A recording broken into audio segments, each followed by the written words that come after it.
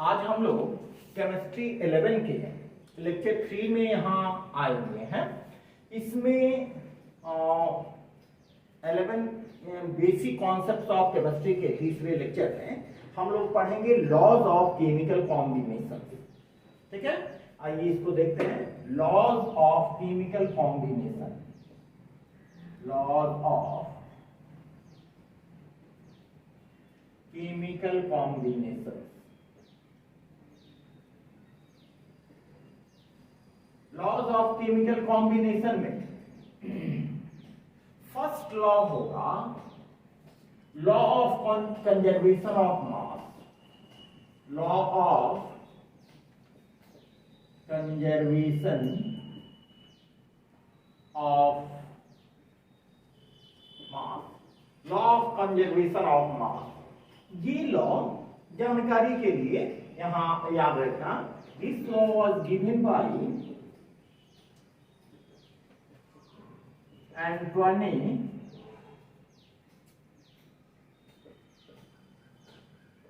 Laurent Lavoisier in 1789। जानकारी के लिए, ताकि कैसे मालूम होगा कि कैसे सिस्टमेटिक डेवलपमेंट हुआ, और कोई बात नहीं है।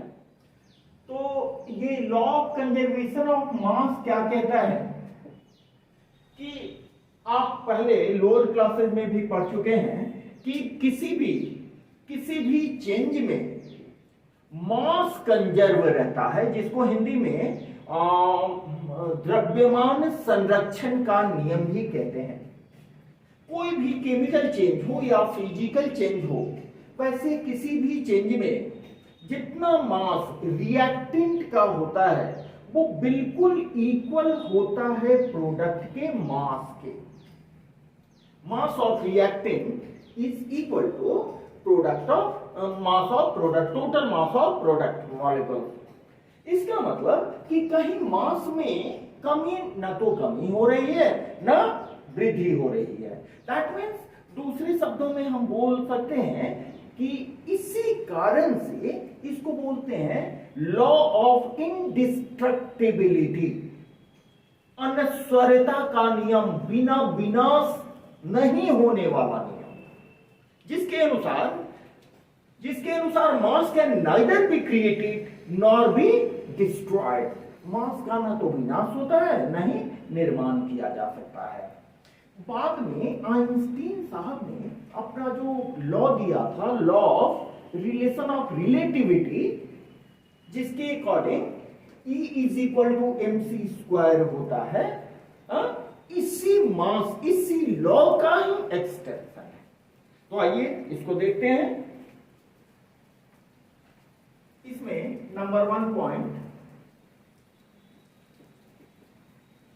During any physical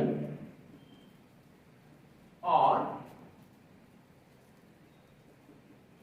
chemical change, any physical and or chemical change, the total mass of the product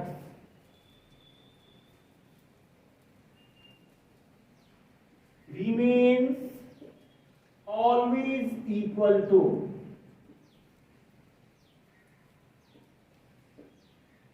the total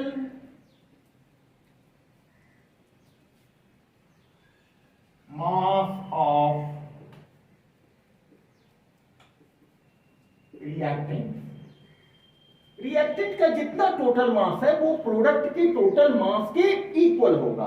इसका मतलब कि रिएक्टेंट और प्रोडक्ट के मास में कहीं डिफरेंस नहीं आ रहा है। इसीलिए इसको दूसरे रूप में भी हम कहते हैं, इसका सेकंड लिखें, hence this law is also called law of indestructibility, law of indestructibility, that is the mass can neither be created nor lost. मास का न तो विनाश हो सकता है, मास आई मीन मैटर, ठीक है, matter can neither be created nor be lost, ठीक है. It is called law of indestructibility. इसी का एक्सटेंशन, इसको थर्ड पॉइंट में हम लोग लिखें, इसी का एक्सटेंशन क्या था, इसी का extension Einstein theory of relativity, that is E is equal to mc square is the extension of law of conservation of mass. Einstein ने जो ये रिलेशन दिया था E is equal to mc square, ये actually law of conservation of mass का ही extension है. अब देखिए इसके अनुसार हम लिख सकते हैं, दैट इज सपोज करें कि हमारा एक रिएक्शन है A प्लस बी, ये कन्वर्ट हो रहा है C प्लस D में, ठीक है, बहुत सिंपल सी बात है. तो यहां देख लें, यहां जो टोटल मास होगा, total mass of A plus B will always be equal to total mass of C plus D, ठीक है. ये C प्लस D के टोटल मास के इक्वल होगा. आइए इसके आधार पर हम लोग एक छोटा सा न्यूमेरिकल देख लेते हैं, ठीक है. यहां एक बहुत सिंपल सवाल, क्योंकि हम ये सोच के चल रहे हैं कि एकदम जीरो लेवल से आगे बढ़ रहे हैं, इसलिए हमने उचित समझा कि एक सवाल यहां देख लें. इसमें देखिए क्या कहा जा रहा है. 6.3 ग्राम NaHCO3 सोडियम बाइकार्बोनेट और sodium hydrogen carbonate reacts with 15 gram of acetic acid. ये दोनों आपस में रिएक्ट करते हैं. रिएक्ट करके जो सॉल्यूशन बनता है उसका वजन 18 ग्राम है. Calculate the mass of gas. इसका मतलब कि इसमें ये दोनों रिएक्ट करके सॉल्यूशन बनाते हैं और एक गैस बनाते हैं. गैस का मास हमको कैलकुलेट करना है. थोड़ा सा इसका इक्वेशन देख लें, बहुत सिंपल है. इक्वेशन क्या होगा, NaHCO3, आप लोग 10th लेवल में इसको पढ़े होंगे, प्लस CH3COOH एसिटिक एसिड. ये रिएक्ट करेगा तो क्या बनेगा, CH3COO Na plus H2O plus CO, ठीक है. ये देखिए, ये हमारा इसके बारे में कहा जा रहा है, इट इज रेसिडुअल सॉल्यूशन.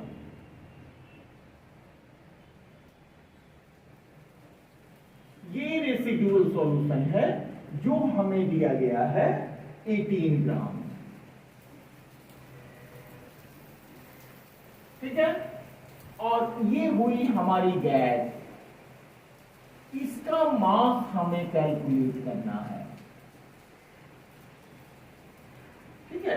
इसके मास को आप सपोज कर लो x ग्राम, जबकि ये कितना दिया गया है, NaHCO3 6.3 ग्राम और ये दिया गया है 15 ग्राम। ठीक है, तो according to law of conservation of mass, यहां लिख दें, according to law of conservation of mass, हमें क्या है, इन दोनों का प्रोडक्ट, इन दोनों के प्रोडक्ट के इक्वल होगा। इसका मतलब कि 6.3 gram plus 15 gram is equal to 18 gram plus x। तो x इज इक्वल टू क्या हो जाएगा, x is equal to 21.3 minus 18 gram is equal to 3.3 gram. बहुत सिंपल। हाँ, ये तो बहुत लो स्टैंडर्ड का है, फिर भी हम लोग 0 लेवल से चल रहे हैं, कोई बात नहीं है, आप जानते हो तो स्किप करो, आगे बढ़ो। ठीक है, आते हैं अब दूसरे लॉ की ओर। आइए, सेकंड लॉ है law of definite proportion. Law of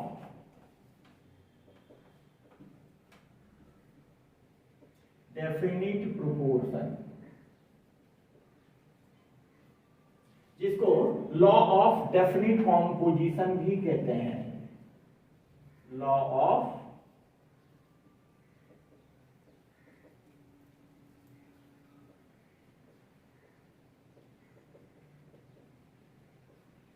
it is given by Joseph Proust.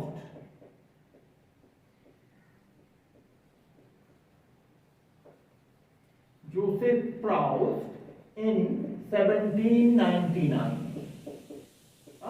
Just जानकारी के लिए फर्स्ट लॉ हम लोग कब देखे, 1789 में, तो थोड़ा सा आइडिया रहेगा कि उसके बाद ये लॉ हमारा आया था।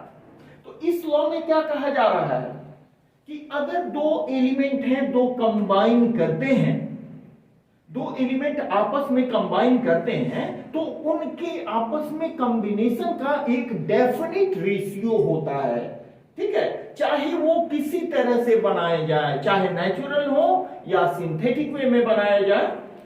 ठीक है, इररिस्पेक्टिव ऑफ देयर सोर्स और मैन्युफैक्चरिंग, उनका रेशियो कांस्टेंट होगा। ठीक है, आइए देखते हैं।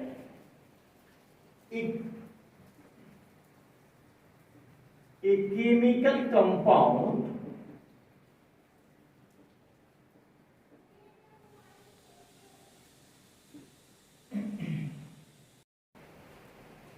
इसमें देखिए a chemical compound always contains same element combined together in the same proportion by weight, irrespective of their force और मेथड्स ऑफ प्रिपरेशन।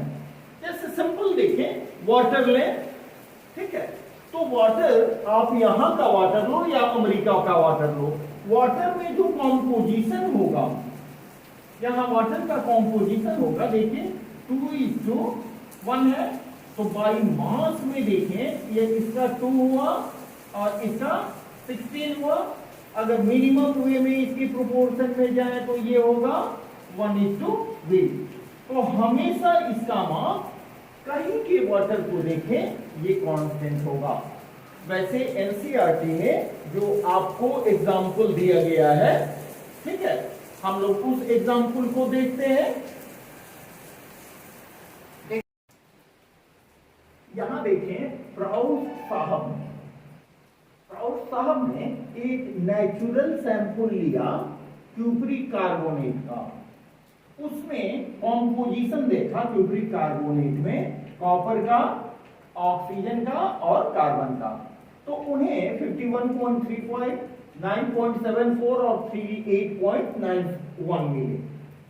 अब उन्होंने क्या किया कि सिंथेटिक वे में इन तीनों को कंबाइन करके जो सैंपल बनाया, एग्जैक्ट वो सैंपल में एग्जैक्ट वही रेशियो थे, जिससे ये क्लियर होता है कि कोई किसी कंपाउंड में जो एलिमेंट्स होते हैं वो एलिमेंट्स आपस में कंबाइन करते हैं तो उनका रेशियो हमेशा फिक्स होता है, चाहे वो किसी तरीके से बनाए जाए।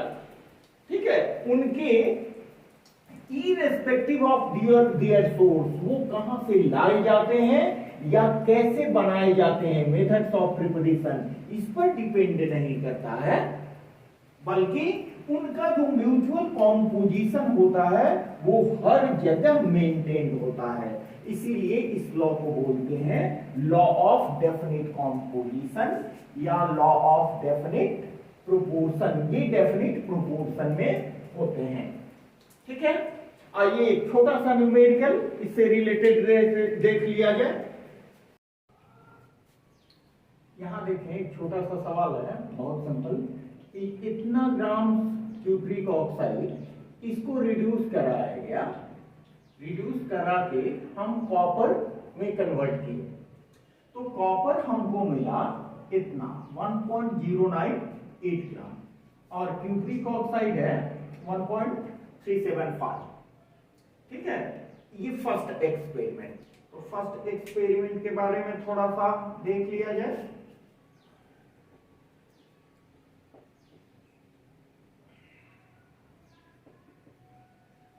फर्स्ट एक्सपेरिमेंट, इसमें क्या है, mass of CuO is equal to 1.375 gram and mass of copper is equal to 1.098 gram. ठीक है, तो इसमें से मास ऑफ कॉपर निकाल लें। Mass of copper is equal to 1.375 minus 1.098 gram. ठीक है, इसको ये हमारा आएगा 0.277 ग्राम। इसको परसेंट में कन्वर्ट करें, percentage of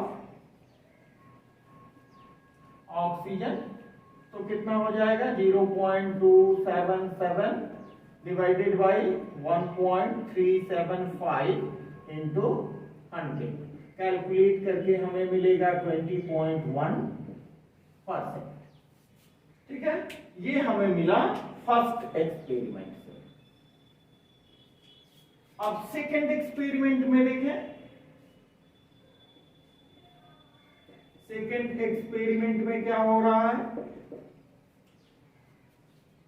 1.179 gram 1.179 gram of copper, यहां कॉपर है इतना, was dissolved in HNO3। तो कॉपर को HNO3 में डिसॉल्व किया गया तो क्यूप्रिक नाइट्रेट बनेगा। क्यूप्रिक नाइट्रेट को हम हीट करेंगे, क्यूप्रिक नाइट्रेट को हीट करेंगे तो कॉपर ऑक्साइड बनेगा।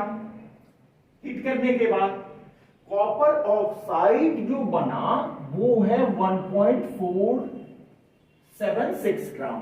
इसमें कॉपर और ऑक्साइड दोनों मिला हुआ है, जबकि यहां पर हमारे पास केवल कॉपर है। तो क्यूप्रिक ऑक्साइड का मास कितना होगा, mass of CuO is equal to 1.476 gram and mass of copper 1.179 gram. ठीक है, तो मास ऑफ ऑक्सीजन निकाल लें। Mass of oxygen is equal to 1.476 minus 1.179 gram. ठीक है, इसको ये सब्ट्रैक्ट करेंगे तो कितना आएगा 0.2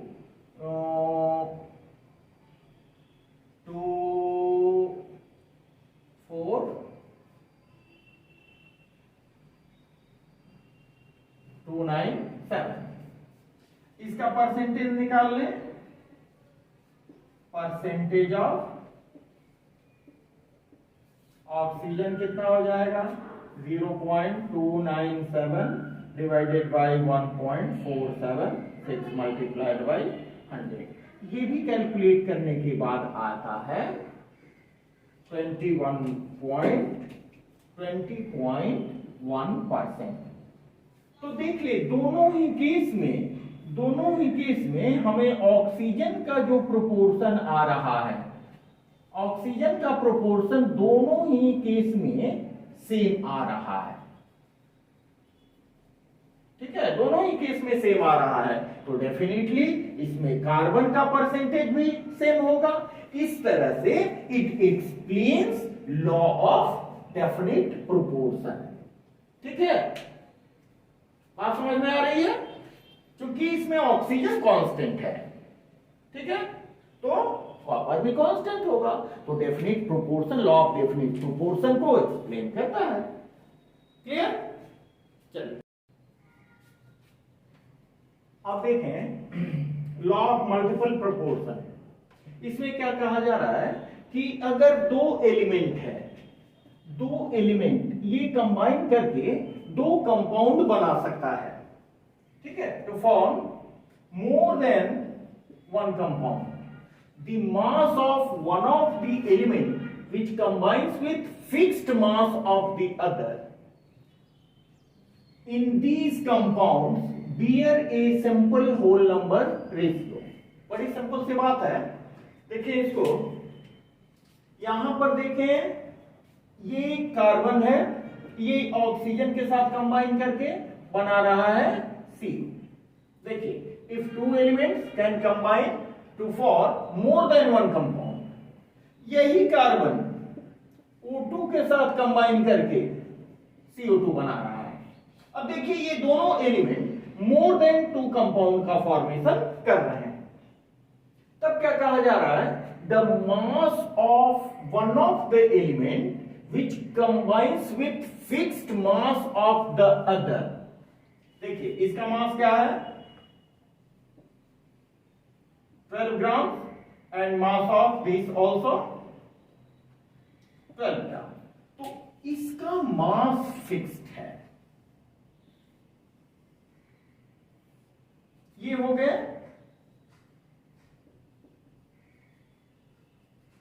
एलिमेंट्स ऑफ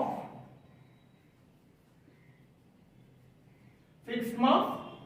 ठीक है, ये कंबाइन कर रहे हैं इसके कितने ग्राम से 16 ग्राम से, और इसके 32 ग्राम से। ठीक है, तो यही कह रहा है which combines with fixed mass of the other element. ये दोनों कार्बन के फिक्स्ड मास से कंबाइन कर रहे हैं, तो कहा जा रहा है कि बीएस से simple whole number ratio by weight. तो इनका जो ratio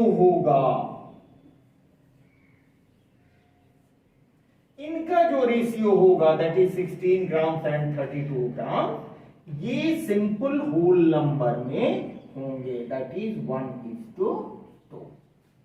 it is simple whole number ratio.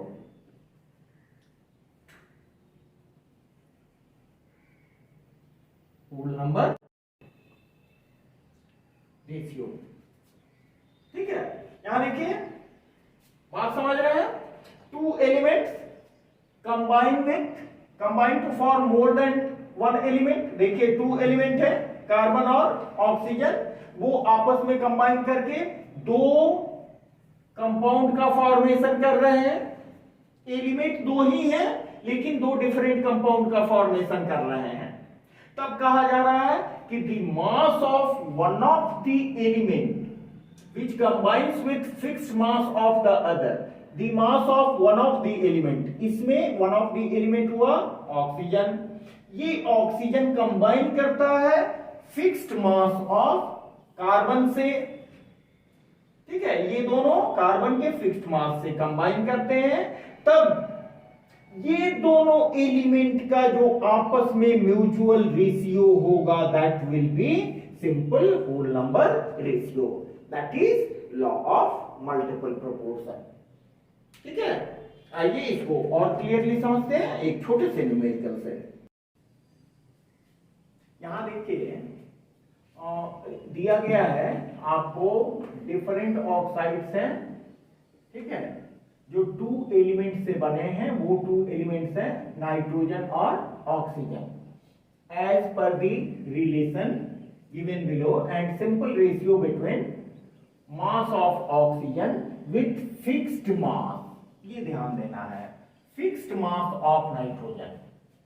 तो ये ऑक्साइड जो दिए गए हैं, ऑक्साइड का भी हम लिख रहे हैं यहां, जो दिए गए हैं उन ऑक्साइड का नाइट्रोजन और ऑक्सीजन के बीच जितने भी ऑक्साइड्स हैं उनका सिंपल रेशियो कैसे आता है ये हम लोग यहां देखें N2O में number of parts by weight of nitrogen, तो नाइट्रोजन यहां कितना है, नाइट्रोजन N2 है, N2 मींस यहां 28 पार्ट हुआ, number of parts by weight of oxygen, oxygen कितना हुआ 16। अब यहां पर नाइट्रोजन का fixed mass as per 14 part के अकॉर्डिंग लिखना है, तो यहां 28 में 16 है, तो यहां जब इसका 14 होगा 28 में 16, इसको हाफ कर दिए तो ये भी हाफ हो जाएगा 8, ठीक है। यहां देखें नाइट्रोजन ऑलरेडी 14 है, यहां 16 है, तो यहां तो 14 का 14 ही रहेगा, ठीक है, और ये हो जाएगा 16। इन दिस केस देखें यहां हो जाएगा आपका 28, ऑक्सीजन कितना हो जाएगा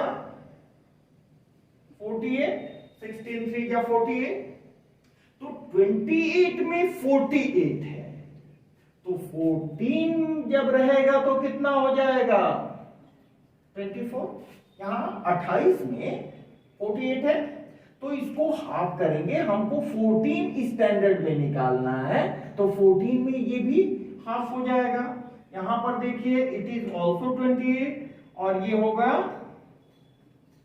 16 4 या 64, तो 28 में है 64, तो 14 में कितना होगा 32, लाइक दिस।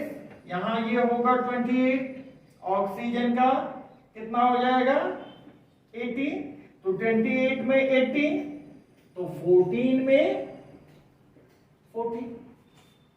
मेरी बात आ रही है समझ में? अब इसका रेशियो देखें, ये हो जाएगा 1 2 3 4 5, ये सिंपल होल नंबर रेशियो हुआ, which explains law of multiple proportion. ठीक है, मेरी बात समझ रहे हैं? हाँ, यहां एक बात ये है, एक्सेप्शनल इसमें आते हैं लॉ ऑफ मल्टीपल प्रोपोर्शन का एक्सेप्शन, कि अल्केन्स के साथ और भी ढेर सारे कंपाउंड्स हैं जो ये लॉ को फॉलो नहीं करते हैं, do not follow this law, ठीक है, अल्केन्स वगैरह इस लॉ को फॉलो नहीं करते हैं, alkanes, methane ethane propane butane, ठीक है। आइए नेक्स्ट लॉ की ओर चलते। यहां पर देखें दो एलिमेंट एक तीसरे एलिमेंट से पहले अलग अलग कंबाइन करते हैं। ठीक है, तो अलग अलग जो कंबाइन करते हैं, अलग अलग कंबाइन करने में जो दोनों एलिमेंट का म्यूचुअल रेशियो है वो, और उसके बाद ये जो म्यूचुअल अपने कंबाइन करते हैं वो रेशियो दोनों सिंपल रेशियो में होंगे। इसको बेटर वे में एक एग्जांपल से हम लोग समझते हैं। देखिए यहां पर सपोज करें, नंबर 1 पॉइंट, सपोज करें, सपोज वी हैव, हमारे पास 3 एलिमेंट है, कार्बन, सल्फर एंड ऑक्सीजन। ठीक है, नंबर 1 पॉइंट। सेकेंड पॉइंट, ये कार्बन और सल्फर सेपरेटली ऑक्सीजन के फिक्स्ड मास से कंबाइन करके 2 एलिमेंट बनाते हैं। जैसे देखिए कार्बन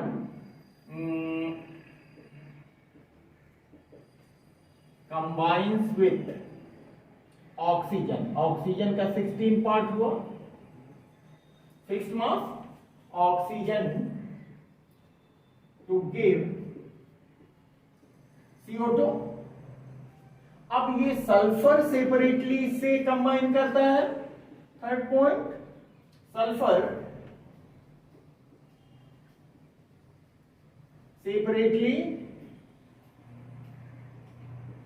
कंबाइंस विथ ऑक्सीजन, इसका फिक्स्ड मास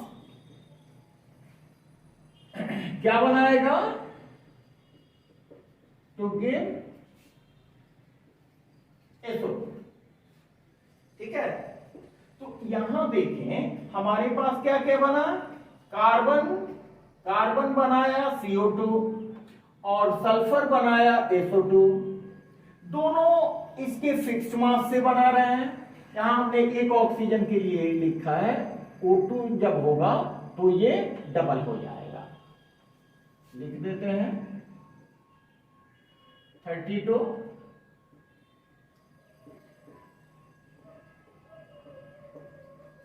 ठीक है, ये इसका फिक्स्ड मास है। फिक्स्ड मास कितना है, 32 मास। वैसी स्थिति में इन दोनों के बीच जो रेशियो होगा, कार्बन और सल्फर के बीच जो रेशियो होगा, दैट इज 12:32। इसका रेशियो का वैल्यू क्या होगा, 3:1। It is equation 1। अब सेकेंड में देखें, ये तो सेपरेटली ऑक्सीजन के साथ रिएक्ट करते हैं, कंबाइन करते हैं। अब ये जब आपस में म्यूचुअली इंटरैक्ट करेंगे on mutual combination of carbon and sulphur, we have, क्या बनेगा मेरे पास, कार्बन और सल्फर मिलके बनाएंगे कार्बन डाइसल्फाइड। तो कार्बन डाइसल्फाइड में इसका होगा 12 ग्राम और सल्फर का होगा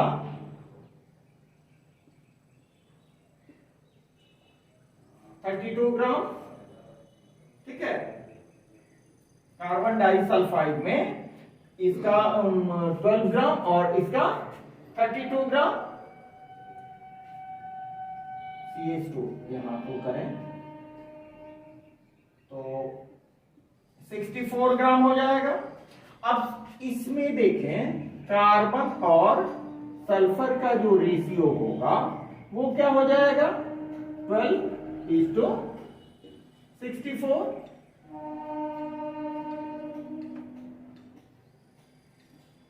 3:16। अब इन दोनों इक्वेशन से from equation 1 and 2 we have क्या होगा 3/8 3/16 आप सॉल्व करेंगे तो क्या आएगा 1:2 जो कि सिंपल होल नंबर रेशियो है। ठीक है, इसको समझने का एक तरीका है, रिंग स्ट्रक्चर से इसको समझा जा सकता है। देखिए उसको भी देख लिया जाए। यहां पर ये हुआ ऑक्सीजन, ये हुआ कार्बन, ये हुआ, यहां पर हुआ सल्फर। ये कार्बन ऑक्सीजन के साथ कंबाइन करके बनाता है CO2 और सल्फर ऑक्सीजन के साथ कंबाइन करके बनाता है SO2। यहां देखिए दोनों का मास फिक्स्ड है, दोनों का फिक्स्ड मास सेपरेटली रिएक्ट करता है। तो कार्बन का यहां क्या है 12 ग्राम और सल्फर का क्या है 32 ग्राम। इन दोनों का रेशियो आप निकालो 12:32, तो क्या होगा 3:8। It is equation 1। और ये दोनों कंबाइन करके क्या बनाएंगे C+2S CH2, इसका 12 और इसका 64। इस रेशियो में कंबाइन करेंगे दोनों, तो इनका क्या हो जाएगा 3:16। It is equation 2। इन दोनों इक्वेशन से जो हमारा रेशियो निकलेगा वो सिंपल होल नंबर रेशियो होगा और वो होगा 1:2। That is reciprocal proportion of reciprocal law of reciprocal proportion. इसमें देखें हम लोग 3 एलिमेंट की बात कर रहे हैं, जबकि रेस्ट सभी लॉ में 2 एलिमेंट थे। इसमें हम देखें ये एनसीईआरटी की बुक में वैसे नहीं दी है, लेकिन आपकी जानकारी के लिए हमने बता दिया है। आपको किसी तरह का कोई प्रॉब्लम होने से कमेंट बॉक्स में आप जरूर लिखिए। इस चैनल को आप जरूर शेयर करें, सब्सक्राइब करें, लाइक करें और अपने दोस्तों तक पहुंचाएं। Okay, have a nice day, thank you.